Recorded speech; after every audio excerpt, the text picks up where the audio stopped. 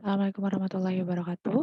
Perkenalkan, nama saya Safina Tunaja. Di sini saya akan mempresentasikan mengenai asuhan kebidanan pada Nyonya N dengan resiko usia lebih dari 35 tahun dan presentasi kaki di Desa Tanggal Tengah, Kedunguni, Kabupaten Pekalongan.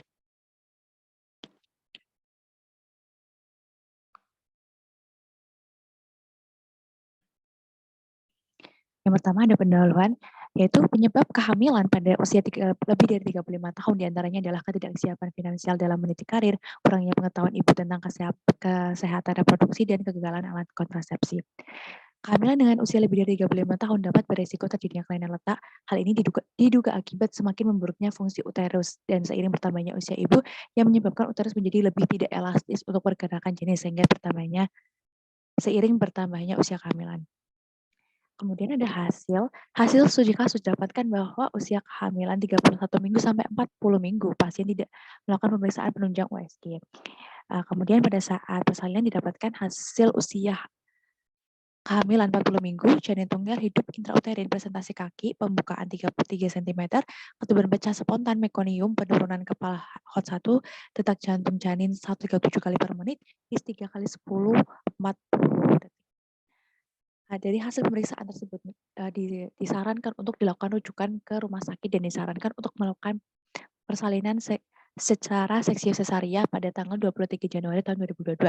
Pada kehamilan ini ditemukan masalah yaitu usia ibu lebih dari 35 tahun, ibu hamil dengan faktor risiko lebih dari 35 tahun dapat memiliki risiko diantaranya yaitu hipertensi dalam kehamilan, preeklamsi, ketuban pecah dini, perdarahan pada saat persalinan, dan juga dapat meningkatkan morbiditas dan mortalitas pada ibu hamil. Kemudian pada kunjungan ini memberikan pendidikan kesehatan mengenai kehamilan dengan faktor risiko usia lebih dari 35 tahun, pendidikan kesehatan mengenai gizi pada ibu hamil, serta menganjurkan ibu untuk periksa rutin. Dan dalam kasus ini, bidan memberikan imunisasi tetanus toksoid atau imunisasi TT selama kehamilan sebanyak 2 kali sebagai antisipasi agar ibu dapat mempertahankan status imunisasinya. Dan dalam kasus ini, pemberian imunisasi TT kembali diberikan dari TT1 dikarenakan ibu lupa. Padahal seharusnya ibu sudah mendapatkan TT yang kelima.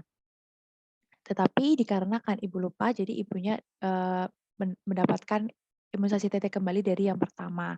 Dan selama kehamilan ini, pasien tidak mau melakukan pemeriksaan USG dikarenakan merasa kandungannya sehat dan baik-baik saja dan tidak ada penyulit apapun. Pada kasus ini, diberikan asuhan tentang pentingnya melakukan pemeriksaan USG. Selain untuk mengetahui jenis kelamin, pemeriksaan USG juga berguna untuk mengetahui kondisi plasenta, air ketuban, posisi terbawa janin, dan lain-lain.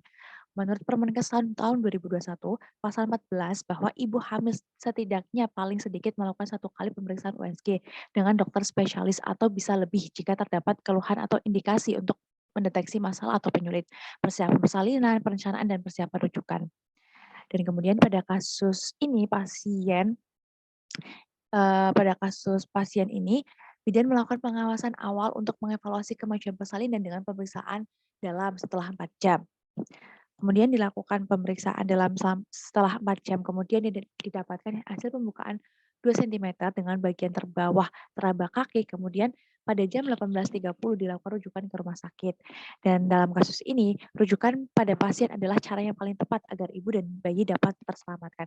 Apabila tidak cepat dilakukan rujukan dapat berisiko terjadinya trauma persalinan, sehingga kematian pada janin dalam kasus ini tidak dapat dilakukan deteksi dini sebelum terjadinya persalinan dikarenakan ibu tidak melakukan USG. Pada kasus Nyonya N ini, persiapan persalinan gawat darurat dilakukan secara mendadak untuk persiapan transportasi yang membawa ibu yaitu menggunakan ambulans dari puskesmas dan yang membuat keputusan yaitu suami dari ibu sendiri. Ibu sempat mengatakan sempat merasa deg-degan dan sempat merasa khawatir karena tidak pernah terpikir untuk dilakukan rujukan dan operasi sesar. Kemudian dan diberikan dukungan emosional untuk mengurangi rasa khawatir pada ibu. Kemudian bayi lahir dengan ketuban keruh akibat aspirasi mekonium, itu semua bisa mengakibatkan asfiksi pada bayi. Namun pada kasus ini, bayi pasien tidak mengalami asfiksi karena bayi lahir langsung menangis dengan spontan, gerakan aktif, kulit kemerahan, jenis kelamin perempuan dengan berat badan 3.300 gram dengan panjang 50 cm.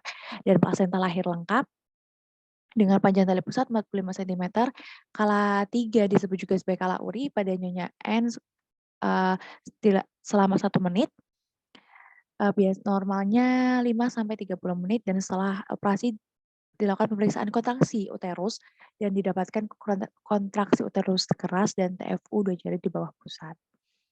Dan salah satu indikasi dilakukannya persalinan SC adalah letak sungsang, dan pada hal ini Nyonya N dilakukan tindakan SC karena pada pemeriksaan didapatkan kepala bayi berada di atas dan presentasi kaki, sehingga dilakukan tindakan seksio sesaria. Dan dalam kasus ini, IMD tetap dilakukan selama 1 jam meskipun dalam persalinan SC.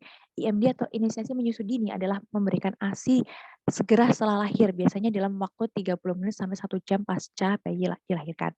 Dan tujuannya itu untuk kontak kulit dengan kulit membuat ibu dan bayi lebih tenang. Kontak kulit antara ibu dan bayi akan meningkatkan ikatan kasih sayang ibu dan bayi, mengurangi perdarahan setelah melahirkan, mengurangi terjadinya anemia, dan pada saat IMD, bayi menelan bakteri baik dari kulit ibu yang akan membentuk koloni di kulit dan usus bayi sebagai perlindungan diri. Dan persalinan kala 4 dimulai setelah pasiennya dilahirkan sampai dengan 2 jam pertama postpartum. Asuhan ini sesuai dengan standar ke-14 kebidanan tentang penanganan pada 2 jam pasca persalinan sebagai upaya pemantauan kondisi ibu, di mana biasanya komplikasi pasca bersalin banyak terjadi pada 24 jam postpartum.